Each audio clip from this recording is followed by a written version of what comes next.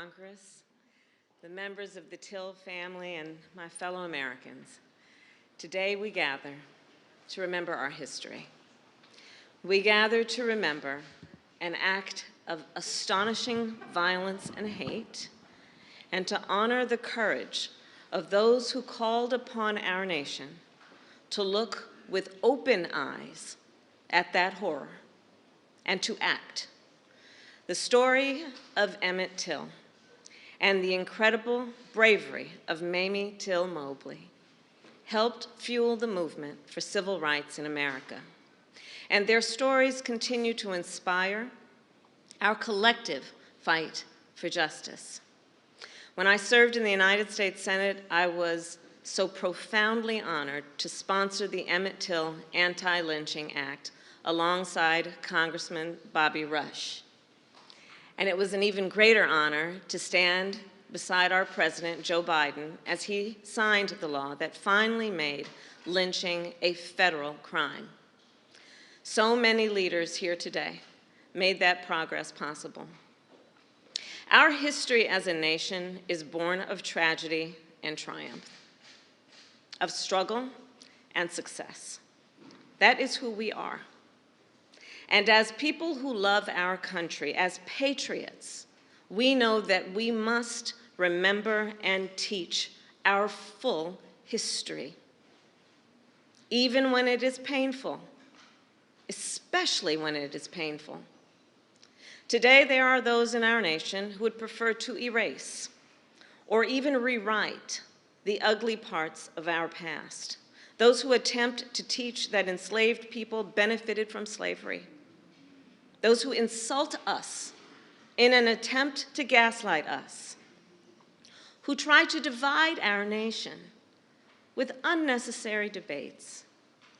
Let us not be seduced into believing that somehow we will be better if we forget. We will be better if we remember. We will be stronger if we remember. Because we all here know it is only by understanding and learning from our past that we can continue to work together to build a better future. And so now it is my great honor to introduce a leader who has dedicated his life to preserving and protecting our history. And Reverend Wheeler Parker, Jr. just also shared with me that he and his wife will be celebrating this weekend their 56th anniversary of marriage. Reverend Wheeler Parker, Jr.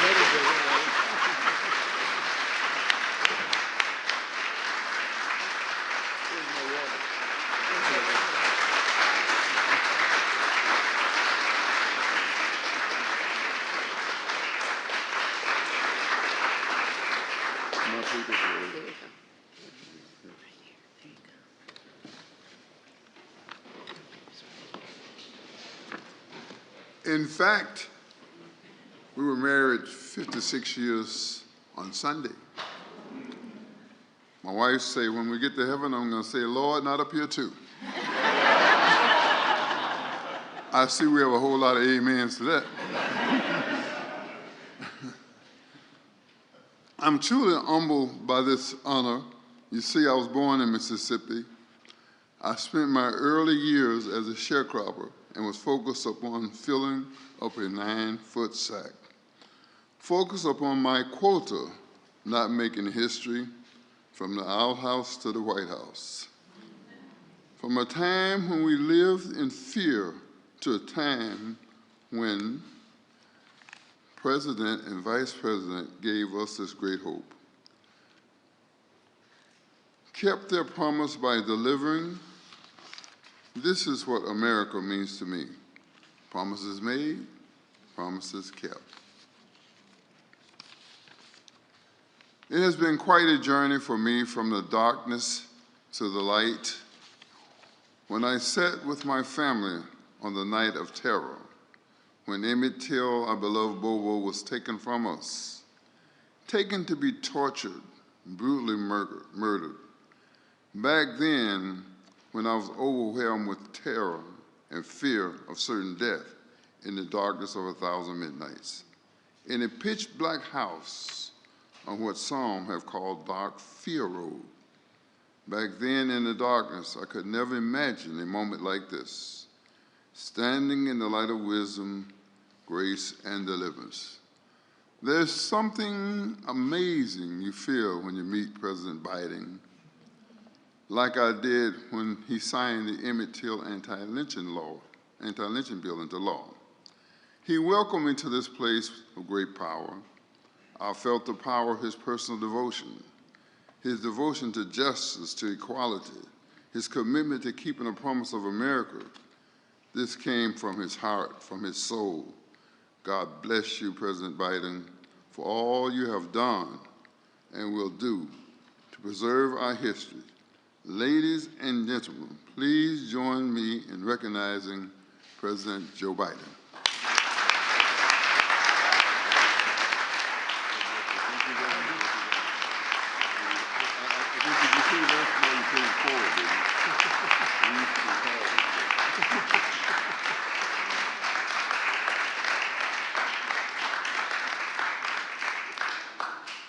I'm not going to tell you to whisper to me. Thank you, Reverend Parker. And thank all of you for being here. I want to thank Kamala for her not only capacity to do what she does, but the fire with which she brings to the things she cares a lot about. To all the members of Congress, including Representative Benny Thompson, Senator Tammy Duckworth, Representative Danny Davis, and Senator Dick Durbin, who is, we wish a speedy recovery from COVID. He's just recovering from COVID right now. And who have long fought to honor the Till family. It's not new to any of them. To the Till family, it's an honor to be with you again. You know, when I was preparing these remarks, I quite frankly, and my colleagues will understand this, I found myself trying to temper my anger as I was writing it. I'm not joking. I can't fathom what it must have been like. It's hard to believe I was 12 years old. And I just, you know, I know no matter how much time has passed, how many birthdays, how many events, how many anniversaries, it's hard to relive this. It brings it all back. We were talking about Rev as if it happened yesterday. The images in your head, things you remember. But it's inspiring to see how many of your family have continued as mothers' courage to find faith in pain, purpose in pain. That's a remarkable thing, it seems to me. Insisting on an open casket for her murdered, and I might add, maimed and mutilated son. 14 years old. 14 years old. She said, let the people see what I've seen. Let the people see what I have seen. My God. All of us have lost children in other ways. How hard it is even to close the casket or keep it open, or what a debate it is. But to see the child that had been maimed, and the country and the world saw, not just heard the story of Emmett Till and his mother, as a story of a family's promise and loss and the nation's reckoning with hate, violence, racism, overwhelming abuse of power, brutality. It's hard to fathom. Hard to fathom this even in war for me. It's hard to fathom. But today, on what we've been, would have been Emmett's 82nd birthday, we had another chapter in the story of remembrance and healing. Just as we joined together when I signed the law in his name to make lynching a federal crime, and think how long that took for that to happen. I mean, and we screened the movie Till at the White House. Today we join together as I sign a proclamation designating Emmett Till and Mamie Till-Mobley National Monument in both Illinois and in Mississippi.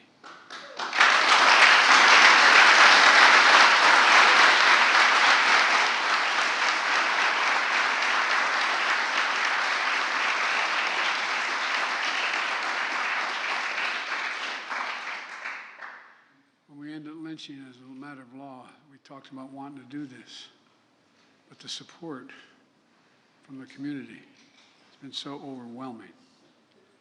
I thank the members of Congress for their support, and more than that, their leadership. At a time when there are those who seek to ban books, bury history, we're making it clear, crystal clear.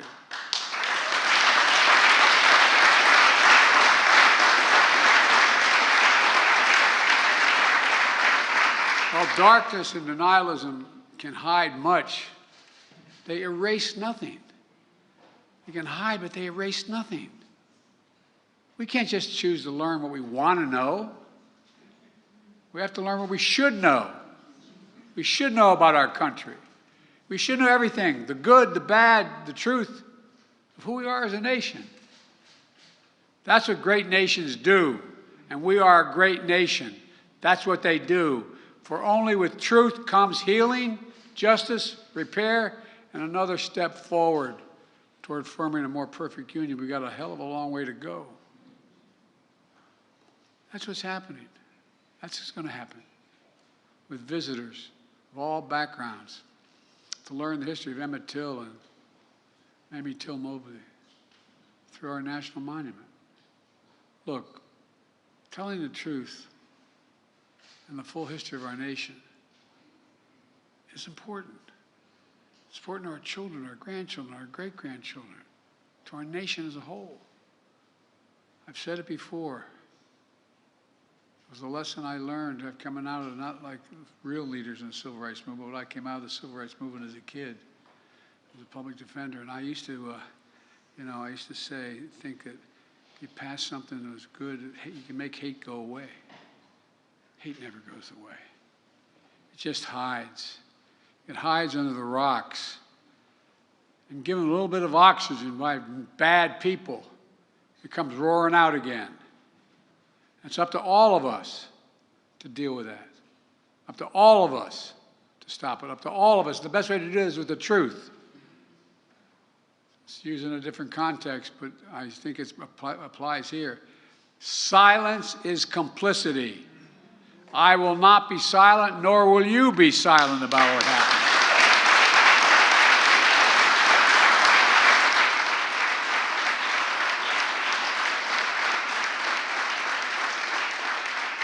There's really critical work ahead to continue the fight for racial justice and equality for all Americans. And my administration is committed to leading the path forward. And I know the members of Congress here are even more committed than that.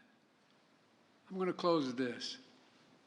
The reason the world saw what Mrs. Till-Mobley saw was because another hero in this story, the black press. Oh, I'm serious. Jet Magazine, the Chicago Defender, and other newspapers and radio announcers who told the story were unflinching in the bravery with which they told that story, making sure America saw what they saw. Ida B. Wells once said, quote, "The way to right wrongs is to turn the light of truth upon them. The way to right wrongs is to shine the light of truth on them." Well, that's our charge today. By the way, parenthetic, do you ever think we'd be talking about banning books in America? Banning history? I'm serious. To the Till family, to all of you here today, I thank you for your courage, for never giving up. Never giving up. Before I say even what's more is on my mind, I'm not going to leave this podium. No, I mean, it's just barbaric. Barbaric what happened. And seriously, all you moms out there, Imagine the courage it took to say, let them see. The courage. It's now my honor to sign this proclamation in memory of Emmett Till and Miss Mamie Till-Mobley. And I thank you all for being here. And I know I'm considered too much of an optimist, but I believe if we keep pushing, we're going to continue to make progress. We're going to continue to make progress. It's already being made. The idea that when that 14-year-old was buried, that in this Indian treaty room, there were this many people of color holding powerful office, changing the direction of the country, would have been beyond our comprehension. And we're just getting started.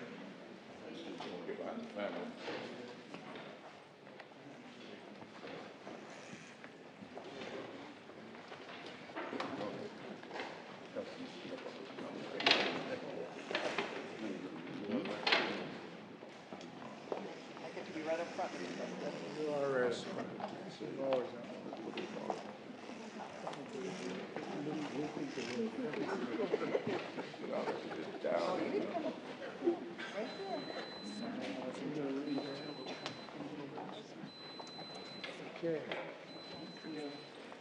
You ready?